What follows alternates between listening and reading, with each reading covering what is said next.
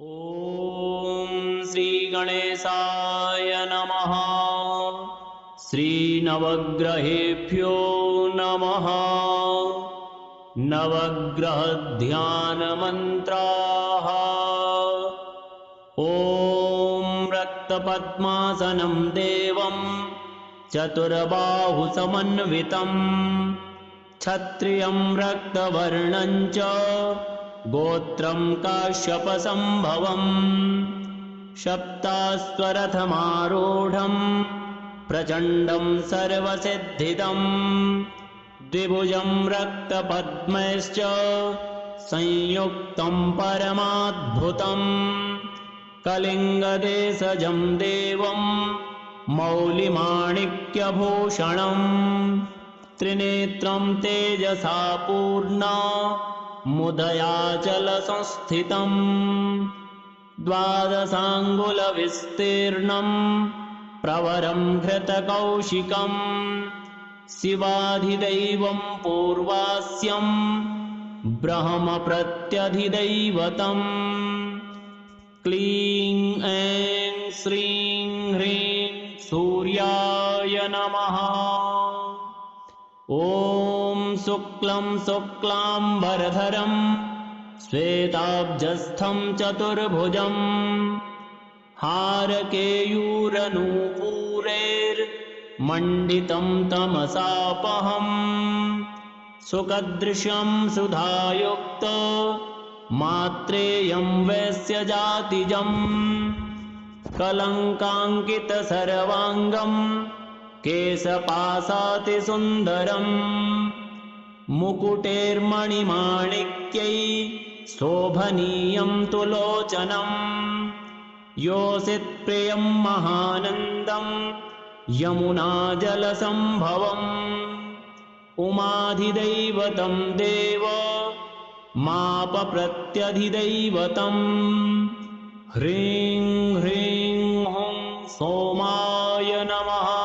ॐ मेषाधिरूढं द्विभुजं शक्तिचापधरं मुदा रक्तवर्णं महातेजं तेजस्वीनां समाकुलं रक्तवस्त्रपरिधानं नानालङ्कारसंयुतं रक्ताङ्गं धरणीपुत्रं रक्तमाल्यानुलेपनम् हस्ते वाराहदशनं पृष्ठे तूर्णसमन्वितं कटाक्षाद्भीतिजनकं महामोहप्रदं महत् महाचापधरं देवं महोग्रमुग्रविग्रहं स्कन्दादिदैवं सूर्यास्यं क्षितिप्रत्यधिदैवतम् ह्रीं ॐ ऐं कुजाय स्वाहा।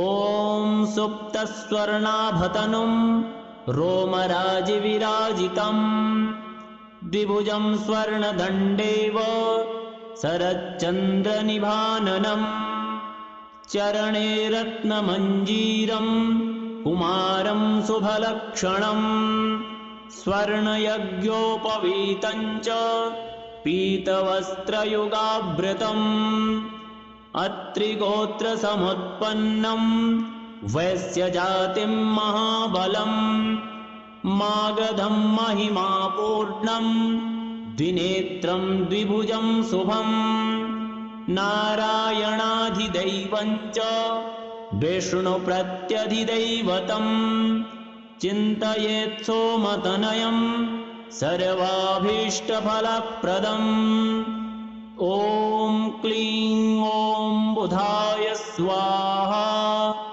ॐ कनकरुचिरगौरं चारुमूर्तिं प्रसन्नं द्विभुजमपि सरजौ सन्दधानं सुरेज्यं वसनयुगदधानं पीतवस्त्रं सुभद्रम् सुरवरनरपूज्यमङ्गिरोगोत्रयुक्तं द्विजवरकुलजातं सिन्धुदेशप्रसिद्धं त्रिजगति गणश्रेष्ठाश्चाधिदैवं तदीयं सकलगिरिनिहन्ता इन्द्रप्रत्याधिदैवम् ग्रहगणगुरुनाथं तं भजेऽभीष्टसिद्धौ रं यं ह्रीं ऐं गुरवे नमः।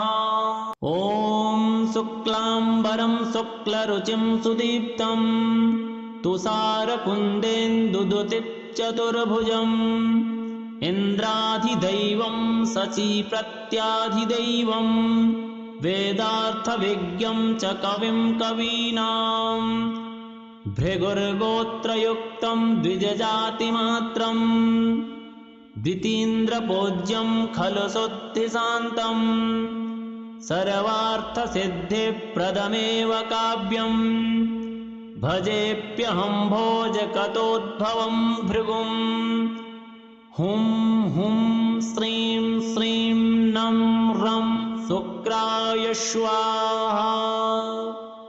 ॐ सौरिं गृध्रगतातिकृष्णवपुषं कालाग्निवत्सङ्कुलं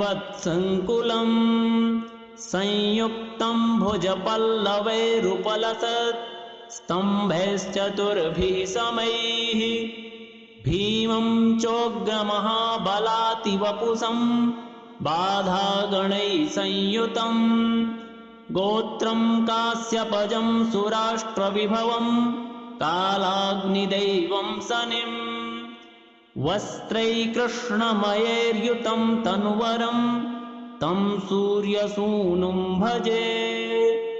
ह्रीं क्लीं शनैश्चराय नमः। ॐ महिषस्थं कृष्णं वदनमयविभुं कर्णनासाक्षिमात्रं कारालास्यं भीमं गदविभवयुतं श्यामवर्णं महोग्रं पैठीनं गोत्रयुक्तं रविशशिदमनं चाधिदैवं यमोऽपि सर्पप्रत्यधिदैवतं मलयगीर्भावं तं तमसं नमामि। ॐ महोग्रं धूमाभं करचरणयुतं छिन्नशीर्षं सुदीप्तं हस्ते वाणं कृपाणं त्रिशखशशिधृतं वेदहस्तं प्रसन्नं ब्रह्मा तस्याधिदैवं सकलगदयुतं सर्पप्रत्यधिदैवं ध्यायेत् केतुं विशालं सकलसुरनरेशान्तिदं पुष्टिदं च श्रीं श्रीं आं वं रं लं केतवे स्वाहा। ॐ रक्तपद्मासनं देवं चतुर्बाहुसमन्वितं क्षत्रियं रक्तवर्णं च गोत्रं काश्यपसम्भवम् सप्ताश्वरथमारूढं प्रचण्डं सर्वसिद्धिदं द्विभुजं रक्तपद्मैश्च संयुक्तं परमाद्भुतं कलिङ्गदेशजं देवं मौलिमाणिक्यभूषणं त्रिनेत्रं तेजसा पूर्णा मुदयाचलसंस्थितं द्वादशाङ्गुलविस्तीर्णं प्रवरं घृतकौशिकं शिवाधिदैवं पूर्वास्यं ब्रह्मप्रत्यधिदैवतम् क्लीं ऐं श्रीं ह्रीं सूर्याय नमः। ॐ शुक्लं शुक्लाम्बरधरं श्वेताब्जस्थं चतुर्भुजं हारकेयूरनूपुरैर्मण्डितं तमसापहं सुखदृशं सुधायुक्त मात्रेयं वैश्यजातिजं कलङ्काङ्कितसर्वाङ्गं केशपाशातिसुन्दरं मुकुटैर्मणिमाणिक्यै शोभनीयं तुलोचनं योषित्प्रियं महानन्दं यमुनाजलसम्भवम् उमाधिदैवतं देव मापप्रत्यधिदैवतम् ह्रीं ह्रीं हुं सोमाय नमः। ॐ मेषाधिरूढं द्विभुजं शक्तिचापधरं मुदा रक्तवर्णं महातेजं तेजस्वीनां समाकुलं रक्तवस्त्रपरिधानं नानालङ्कारसंयुतं रक्ताङ्गं धरणीपुत्रं रक्तमाल्यानुलेपनम् हस्ते वाराहदशनं पृष्ठे तूणसमन्वितम् कटाक्षाद्भीतिजनकं महामोहप्रदं महत् महाचापधरं देवं महोग्रमुग्रविग्रहं स्कन्दादिदैवं सूर्यास्यं क्षितिप्रत्यधिदैवतम् ह्रीं ॐ ऐं कुजाय स्वाहा।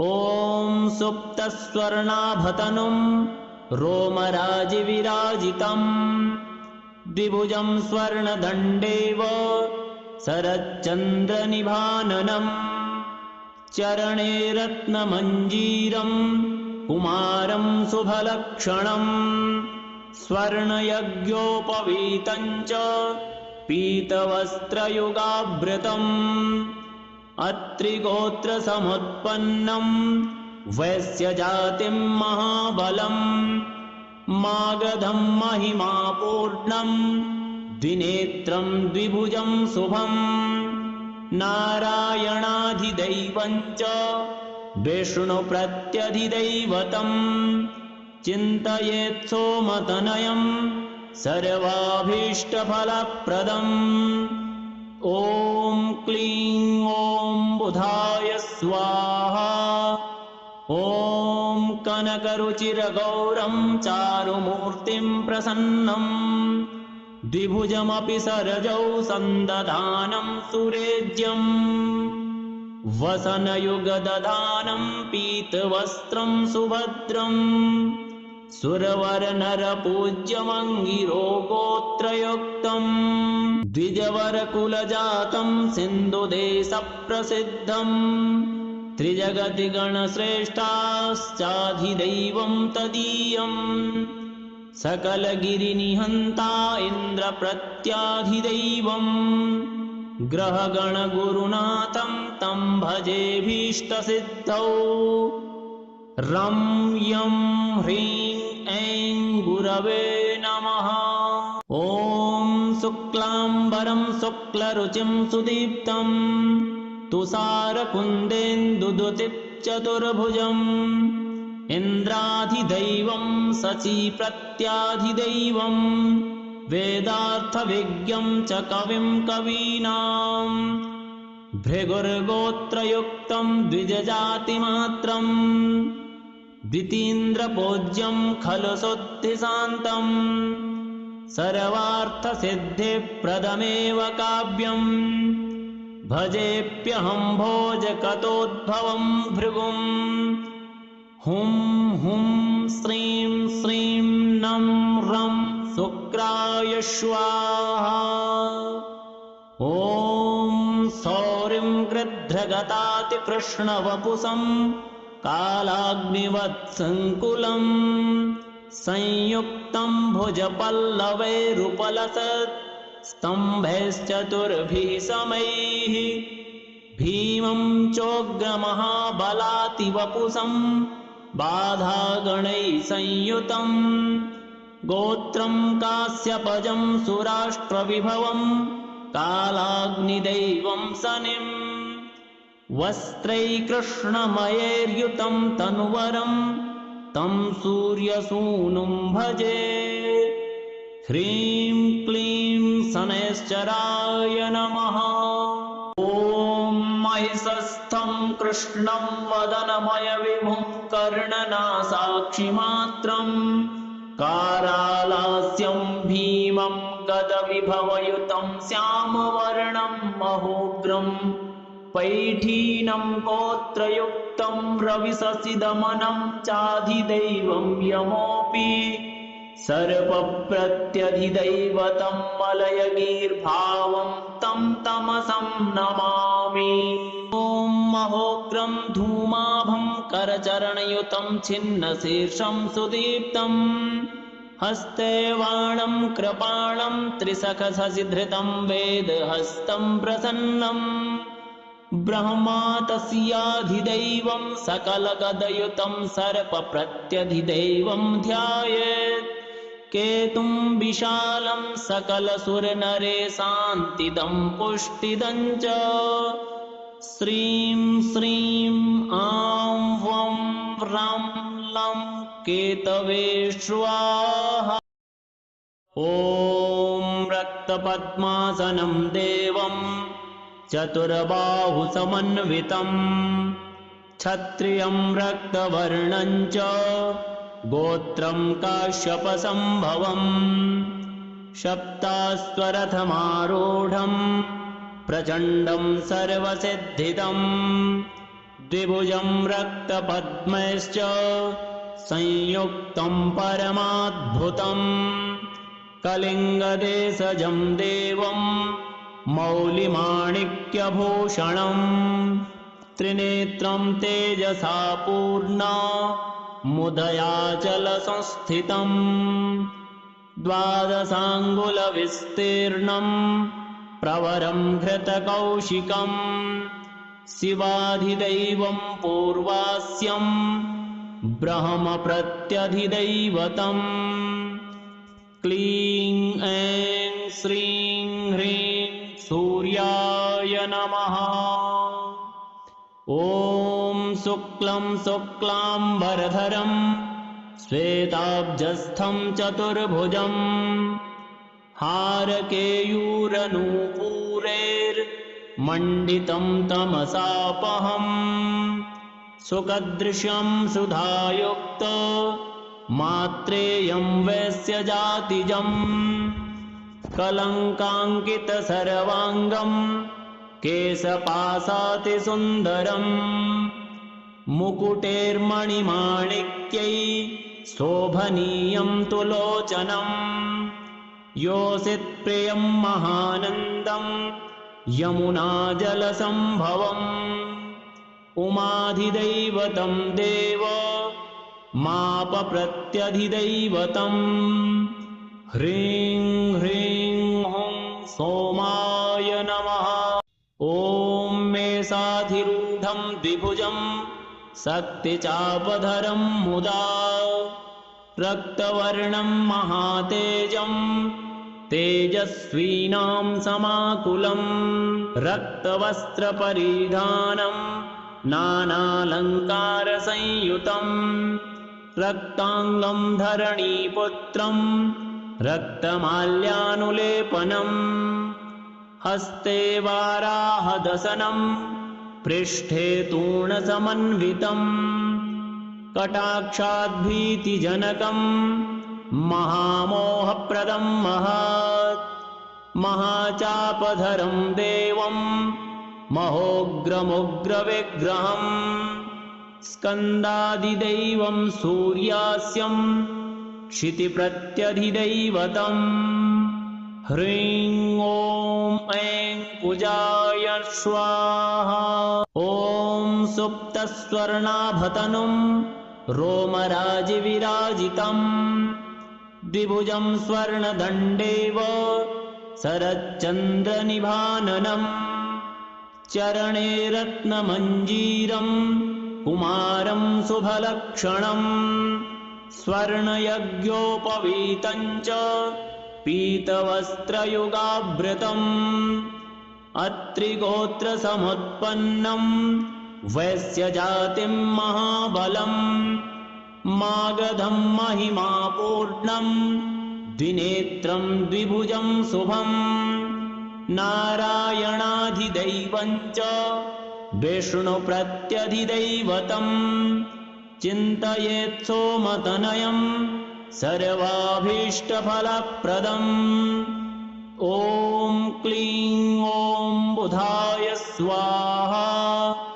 ॐ कनकरुचिरगौरं चारुमूर्तिं प्रसन्नं द्विभुजमपि सरजौ सन्दधानं सुरेज्यम् वसनयुगदधानं पीतवस्त्रं सुभद्रम् सुरवरनरपूज्यमङ्गिरो गोत्रयुक्तम् द्विजवरकुलजातं सिन्धुदेशप्रसिद्धम् त्रिजगति गणश्रेष्ठाश्चाधिदैवं तदीयम् सकलगिरिनिहन्ता इन्द्रप्रत्याधिदैवम् ग्रहगणगुरुनाथं तं भजेऽभीष्टसिद्धौ रं यं ह्रीं ऐं गुरवे नमः। ॐ शुक्लाम्बरं शुक्लरुचिं सुदीप्तं तुषारकुन्देन्दुदुतिचतुर्भुजम् इन्द्राधिदैवं शचीप्रत्याधिदैवम् वेदार्थविज्ञं च कविं कवीनाम् भृगुर्गोत्रयुक्तं द्विजजातिमात्रम् द्वितीन्द्रपूज्यं खलु शुद्धिशान्तम् सर्वार्थसिद्धिप्रदमेव काव्यम् भजेऽप्यहं भोजकतोद्भवं भृगुम् हुं हुं श्रीं श्रीं नं रं शुक्राय स्वाहा। ॐ सौरिं गृध्रगतातिकृष्णवपुषं कालाग्निवत्सङ्कुलम् संयुक्तं भुजपल्लवैरुपलसत् स्तम्भैश्चतुर्भिः समैः भीमं चोग्रमहाबलातिवपुषं बाधागणैः संयुतं गोत्रं काश्यपजं सुराष्ट्रविभवं कालाग्निदैवं शनिम् वस्त्रैकृष्णमयैर्युतं तनुवरं तं सूर्यसूनुं भजे। ह्रीं क्लीं शनैश्चराय नमः। ॐ महिषस्थं कृष्णं वदनमयविभुं कर्णनासाक्षिमात्रं कारालास्यं भीमं गदविभवयुतं श्यामवर्णं महोग्रं पैठीनं गोत्रयुक्तं रविशशिदमनं चाधिदैवं यमोऽपि सर्पप्रत्यधिदैवतं मलयगीर्भावं तं तमसं नमामि। ॐ महोग्रं धूमाभं करचरणयुतं छिन्नशीर्षं सुदीप्तं हस्ते वाणं कृपाणं त्रिशखशशिधृतं वेदहस्तं प्रसन्नं ब्रह्मा तस्याधिदैवं सकलगदयुतं सर्पप्रत्यधिदैवं ध्यायेत् केतुं विशालं सकलसुरनरेशान्तिदं पुष्टिदं च श्रीं श्रीं आं वं रं लं केतवे स्वाहा।